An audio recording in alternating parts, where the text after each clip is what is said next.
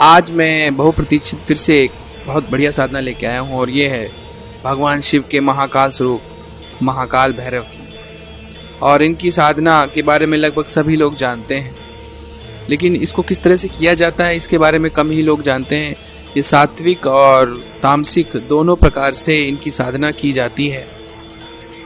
हालांकि काल भैरव जी जो हैं उनकी पूजा लगभग हमारे देश में सभी जगह होती है और इनके अलग अलग इनको नामों से हम जानते हैं।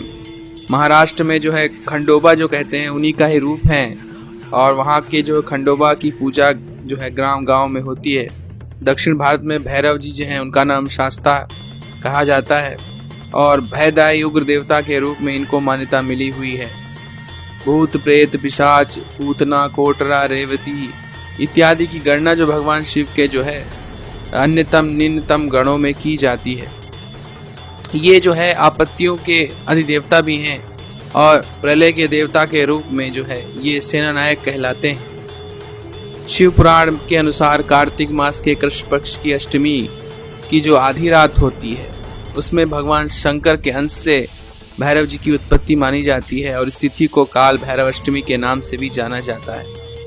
और पौराणिक आख्यानों के अनुसार अंधकासुर नामक दैत्य की नीत अनीतियों कृत्यों को जो है नष्ट करने के लिए जो है भगवान शिव के रुधिर से ही जो है काल भैरव की उत्पत्ति हुई थी।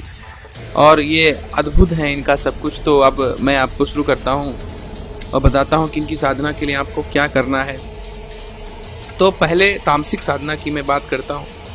इस तामसिक साधना के लिए भी समयावधि उतनी ही लगेगी, लेकिन इसकी विधि अलग है। इसके लिए आपको रोज 41 माला का जो है जाप करना है 41 दिनों तक। और इसके लिए आपको शमशान में ही जाना पड़ेगा। वहाँ पर एक तिकोना हवन कुंड बनाना होगा, उसमें मांस और मदिरा की बलि देते रहते हुए आपको उसमें हवन करना पड़ेगा। 41 माला जाप के बाद दशांश हवन रोज करना होगा। इस प्रकार 41 दिन 41वें दिन जो है भगवान भैरव काल महाकाल भैरव के रूप में प्रकट होंगे और आपकी इच्छा पूछेंगे। आपको उनसे जो भी वर मांगना हो वो आप वर मांग सकते हैं। इस प्रकार ये साधना संपन्न होती है। लेकिन इन साधना में खतरे बहुत सारे होते हैं और भय भी काफ़ी आपको लगेगा, क्योंकि बहुत से भूत प्रेत पिशाच आपको इस साधना में रोकने की कोशिश करेंगे। तो आपका दिल पक्का हो, गुरु से आज्ञा लेकर के तामसिक साधना आप कर सकते हैं। तामसिक साधना से भूत प्रेत पिशाच और यक्ष गंधर्व जितने भी वहाँ पर शक्तियाँ होंगी वो सब आपके अधीन हो जाती हैं। इसलिए मारण की शक्ति भी आपके अंदर आ जाती है और कुछ भी आप जो है कर सकते हैं, लेकिन वो शक्ति को गोपनीय रखना होता है आपको और किसी को बताना नहीं होता है। ये साधना से आपको सिद्धि निश्चित रूप से मिलती है। अब बात करते हैं महाकाल भैरव जी की सात्विक उपासना की। तो सात्विक उपासना के लिए आपको घर में अगर आप करना चाहते हो तो सिर्फ वो इतना ध्यान रखिए कि उस स्थान पर या उस जगह पर कोई ना आए 41 दिन तक। और उस जगह आप जो है सामने चौखट बैठाइए, उस पर जो है काल भैरव यंत्र स्थापित कीजिए। अगर काल भैरव यंत्र नहीं है आपको मिलता तो आप वहाँ पर जो है उनकी मूर्ति स्थापित कर सकते हैं या उनका फोटो लगा सकते हैं। उसके सामने आपको दीपक जलाना है। दीपक जो है 41 दिन तक अखंड आपका जलना चाहिए। उसके सामने आपको बैठना है। काले कपड़े आपको पूरी तरह से पहनने हैं और काला ही कंबल का आसन आपको नीचे लगाना है। और रुद्राक्ष की माला या फिर अगर रुद्राक्ष माला नहीं तो काले हकीक की माला से आपको जाप करना है। इस मंत्र का आपको 51 माला जाप करना है और 41 दिन तक ये रोज आपको रात में जपना है।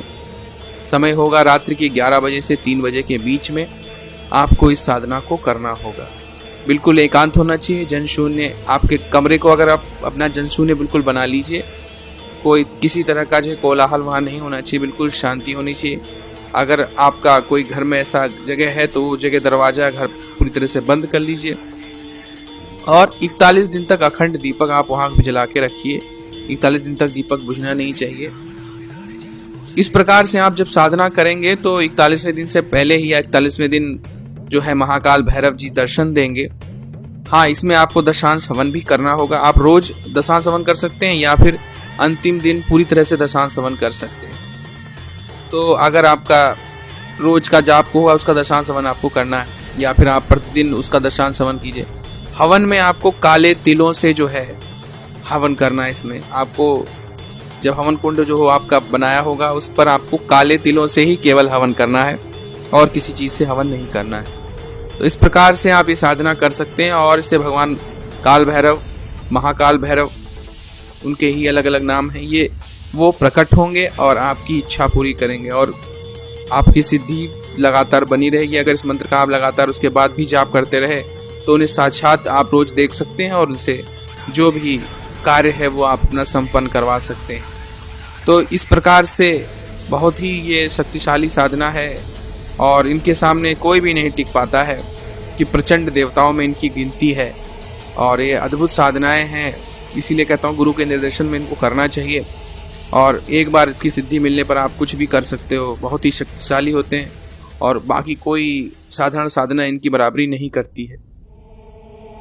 केवल जो है 10 महाविद्या साधक और महाकाली का साधक इनकी जो है बराबरी करता है, बाकी इनकी साधना में प्रचंडता में उग्रता में कोई नहीं, क्योंकि तुरंत ही आपके कार्यों को संपन्न कर डालते हैं और भयानक रूप से आपकी जो है हर कार्य में मदद करते हैं। तो ये था महाकाल भैरव साधना। अगर आपको ये जानकारी पसंद आई हो तो लाइक करें, शेयर करें, सब्सक्राइब करें। आपका दिन मंगलमय हो। धन्यवाद।